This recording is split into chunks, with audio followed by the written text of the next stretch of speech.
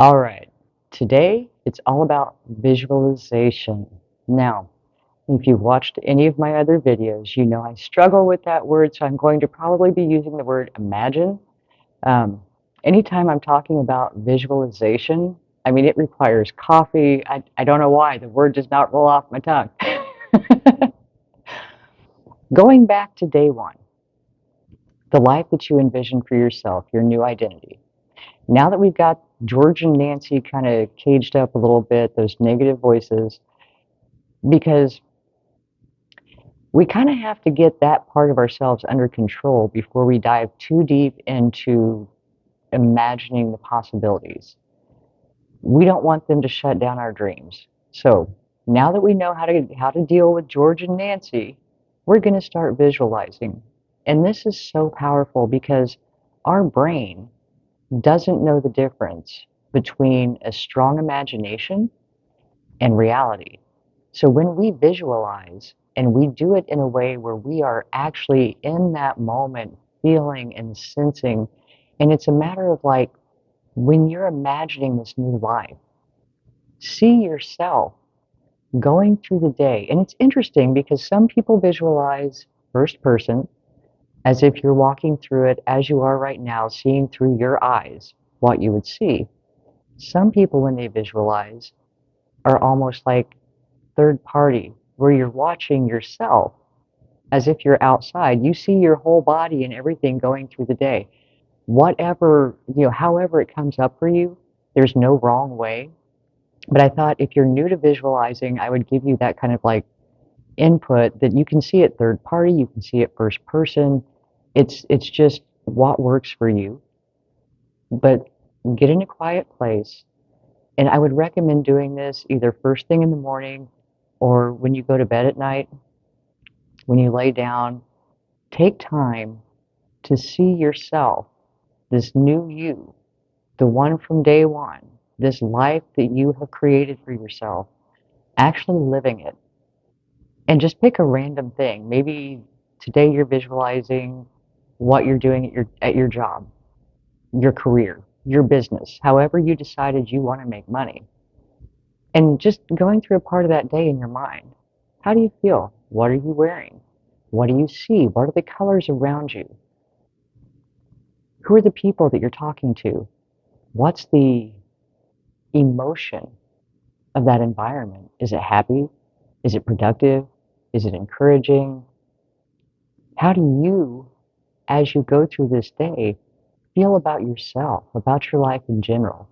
And what are you experiencing? Are you eating delicious food? Are you seeing new places? Are you surrounded by love from your family and friends? Because when you visualize, one of the most important things is to make it as real as possible, where you feel it with your senses.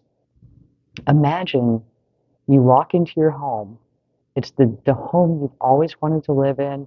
It's in the location you always wanted. Is there a warm breeze on your face? Are you touching your leather furniture? Are you touching the big plush teddy bear that you bought just because it makes you happy? You know, what are you experiencing in that moment? And the more real you can make it, the more it programs your subconscious mind that this is your reality. And that's another way to shut George and Nancy up because the brain does not understand the difference between a vivid, imagined scenario where you experience emotion or your actual day-to-day life where you experience emotion. So when you normalize the new life in your brain, in your subconscious, it's familiar. So it's no longer a scary uh, thing to be feared, something out of reach. It's normal for you. And again, this helps to create opportunities to bring these things in because now your brain believes this is your normal. And whether or not it's actually shown up in your reality yet, your brain is thinking, hey, this is what's normal for us, and that's going to get us there. So you'll get that intuitive urge to go that way because our subconscious mind picks up on a lot of things that our conscious mind does not. And when you get in this place where you have created this reality as normal for you, then your brain starts trying to take up the slack and make it right and make it work. so that that does become your reality. I hope you're still following me. It's a concept that seems strange, but the more we understand how the mind works and how we can work with the mind so that it's working for us instead of against us, then the more we can progress beyond what we thought was possible for us by just engaging our brain and making it happen. So bear with me on this one. You'll be amazed at the results. Besides, who doesn't want to daydream and spend time in your dream reality? You know, and it's an excellent way because when you go to bed, when you're laying down to go to bed, your brain enters theta state. And theta is when the subconscious is the most open to absorbing information. So that's a great time to just dump all of that new reality into your subconscious mind. And that'll keep your brain working for you, looking for opportunities and ways to bring that into your actual reality. And it helps you it helps you progress more rapidly to where you desire to be. It's going to bring more opportunities in. And we're going to work on the staying present so that we see the opportunities, but not yet. So work on the visualization, and you may struggle at first. A lot of us have not used our imagination since we were told to quit daydreaming and stay in reality when we were in like kindergarten because we weren't paying attention. It's still there. It still works. I promise you. Your imagination does not go away. It's just a little rusty, a little dusty.